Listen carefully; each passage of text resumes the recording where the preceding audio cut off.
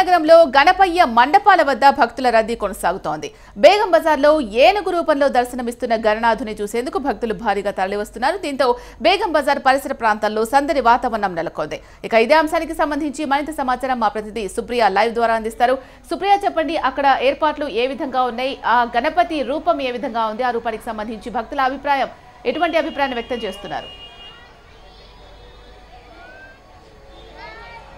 షీలా అయితే ఫస్ట్ మనం ప్రత్యేకంగా చెప్పాలి అనుకుంటే మాత్రము 9 days నుంచి అయితే నగరవాసులకి మనము హెచ్ఎంటీవీ ద్వారా అయితే రోజు ఒక డిఫరెంట్ వినాయకులని దానితో పాటు డిఫరెంట్ మండపాలని చూపించాము. అయితే ఈరోజు 9వ రోజు అవ్వడంతో మాత్రము హైదరాబాద్ అంతా సందడిగా మారిందనే చెప్పాలి. అయితే రేపు ఒక్కరోజే నిమజ్జనానికి ఉండడంతో మాత్రం నగరం అంతా కిక్కిరిసిపోతుంది భక్తులతో అని చెప్పాలి. అయితే ప్రజెంట్ నేనైతే ఇప్పుడు బేగం బజార్ దగ్గర ఉన్నాను.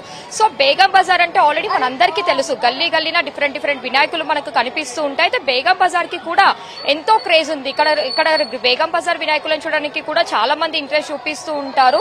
సో ఇక్కడ నేను బేగం బజార్ లో అయితే ఉన్నాను. ఇక్కడ మనం చూసుకున్నట్టయితే మనకు డిఫరెంట్ వినాయకుడు కనిపిస్తున్నారని చెప్పాలి. సో మనం ఒకసారి విజువల్స్ లో చూపిద్దాము. ఇక్కడ చూసుకున్నట్టయితే మనకి ఎలిఫెంట్ రూపంలో వినాయకుడు కనిపిస్తున్నారు. అయితే బాడీ వెనకాల అంతా మనకు వినాయకుడి లాగా ఎలిఫెంట్ లాగా ఉంటుంది. ముందు చూసుకున్నట్టయితే ఎలిఫెంట్ రూపంలో వినాయకుడి రూపంలో గణనాథుడి రూపంలో మనకు కనిపిస్తూ ఉంటుంది. వెనకాల జస్ట్ 2 legs వరకే ఎలిఫెంట్, ఆ తర్వాత 2 legs వచ్చి వినాయకుడు, ఆ తర్వాత ఎలుకని చూసుకుంటే మాత్రం ఇంకా స్పెషల్ అని చెప్పాలి.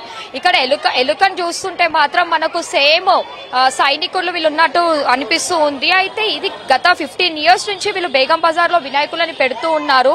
అయితే ఒక్కొక్క ఇయర్ డిఫరెంట్ టైప్ ఆఫ్ వినాయకులను పెడుతూ ఉంటారు. సో ఇలాంటి వినాయకులను చూడడానికి మాత్రం ఎంతో క్రేజ్ ఉంటుంది. చిన్న పిల్లల నుంచి పెద్దవాళ్ళ వరకు ప్రతి ఒక్కరు కూడా మనకి ఎంతో ఇంట్రెస్ట్ చూపిస్తారు. అయితే ఒక విజువల్స్ లో చూసుకోవచ్చు, ప్రతి ఒక్కరు అసలు దేవుడిని చూడడానికి వచ్చారా, దేవుడిని ఫొటోస్ తీసుకోవడానికి వచ్చారన్న టైప్ లో ఉంది. అంటే గణనాథుని చూసి మాత్రం చాలా మంది అట్రాక్ట్ అవుతున్నారనే చెప్పాలి. అయితే ఇక్కడ చిన్న పిల్లల నుంచి పెద్దవాళ్ళ వరకు ప్రతి ఒక్కరు ఇక్కడ సెల్ఫీస్ తో కానీ ఫొటోస్ తో కానీ మాత్రం వాళ్ళు మురిసిపోతున్నారు. అయితే ఇలాంటి డిఫరెంట్ టైప్ ఆఫ్ వినాయకులని చూడాలంటే మనం ముఖ్యంగా బేగం బజార్ కి రావాలి. బేగం బజార్ లో ఎక్కడ చూసినా సరే గల్లీన మనకు డిఫరెంట్ టైప్ ఆఫ్ ఇలాంటి గణనాథులని దర్శనం చేసుకోవచ్చు. అయితే ఇలాంటివి చిన్నపిల్లలకి కూడా, అంటే చిన్నపిల్లలు బాగా యానిమల్స్ కి వాళ్ళు అట్రాక్ట్ అయిపోయి ఉంటారు. యానిమల్స్ అంటే వాళ్ళకి ఇష్టంతో ఉంటది కాబట్టి, ప్లస్ గణనాథుడు అంటేనే ఒక ఎమోషన్.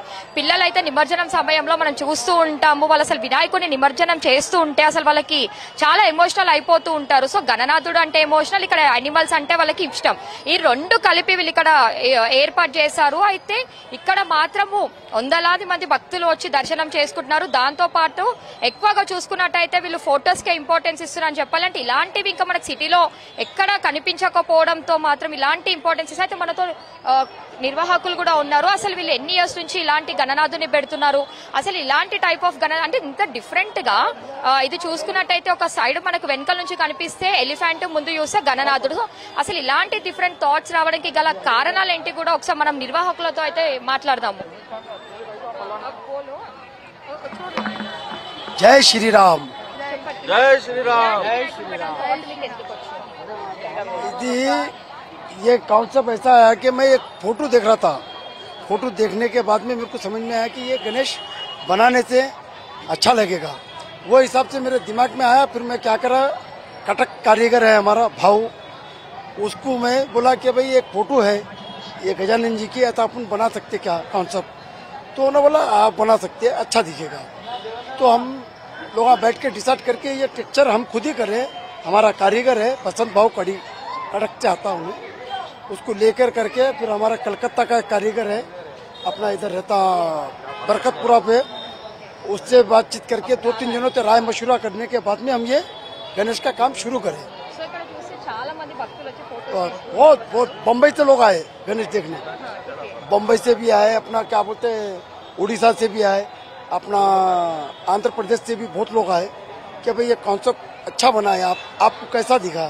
तो मैं बोला भाई ऐसा फोटो देख के मेरे को ये पसंद आया था, तो वो हिसाब से मैं गणेश का स्थापना कर रहा। तो हमारे कारीगर को बताया था इको फ्रेंडली गणेश है, ये प्लास्टर नहीं है, प्लास्टर पेरिस नहीं, इको फ्रेंडली गणेश है, पूरी चिकनी मिट्टी का बना हुआ है।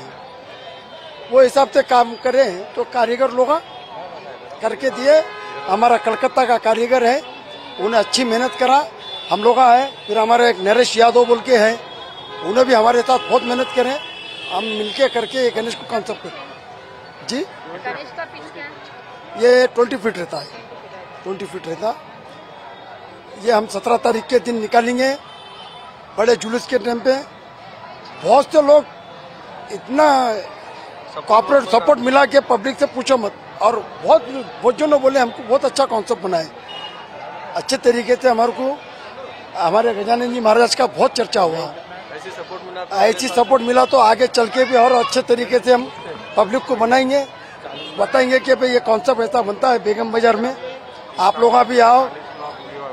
और इंस्टाग्राम पे कम से कम 40 लाख व्यू आए, 4 million। సో అసలు యాక్చువల్గా ఇక్కడ మనం చూస్తున్న 20 ఫీట్స్ గణనాథుడు కూడా పిఓపి కాదు, గణనాథుడు కాదు, వీళ్ళు మట్టి వినాయకులే పెడతారని కూడా వాళ్ళు చెప్తున్నారు. అయితే ఈ ఎలిఫెంట్ గణనాథుని చూడడానికి మాత్రము ముంబై, ఆంధ్రప్రదేశ్, ఒరిస్సా ఇలాంటి రాష్ట్రాల నుంచి కూడా వస్తున్నారు. ఇక్కడ మనం చూసుకున్నాం ఇందాక విజువల్స్ లో కూడా చాలా మంది ఇలాంటి వినాయకుని చూడడానికి ఆసక్తి చూపిస్తున్నారు. అయితే ఇప్పుడు డిఫరెంట్ వినాయకులను చూడడానికి మాత్రం భక్తులు కూడా వాళ్ళు ఎంతో ఇష్టంతో ముందుకు వస్తున్నారు. అయితే ఇప్పుడు హైదరాబాద్ లో చూసుకుంటే మాత్రం మనకు ఇదొక ట్రెండింగ్ గా మారిపోయింది. అంటే కాంపిటీషన్ కి మా వినాయకుడు ఒకరికి బాగుండాలని చెప్పి కాంపిటీషన్ తో కూడా డిఫరెంట్ ఆలోచనలతో అయితే ఈ ఎలిఫెంట్ వినాయకుడు పెట్టడానికి గల కారణాలు ఏంటంటే వాళ్ళు ఒక ఫోటో చూసి దాని తర్వాత స్క్రీన్ షాట్ తీసుకొని వాళ్ళు చేయించుకున్నారని కూడా వాళ్ళు చెప్తారు. సోషల్ మీడియా ద్వారా వీళ్ళు అట్రాక్ట్ అయిపోయి వీళ్ళకి నచ్చడంతో మాత్రం ఇలాంటివి ఏర్పాటు చేస్తారు. అయితే హైదరాబాద్ లో చూసుకున్నట్టయితే మనకి ఇంకొక రోజు నిమజ్జనం ఉండడంతో మాత్రము నగరం నలుమూల నుంచి అంతా సందడిగా మారిందనే చెప్పాలి. అయితే నిమజ్జనం రోజు వారికి మాత్రం ఇంకా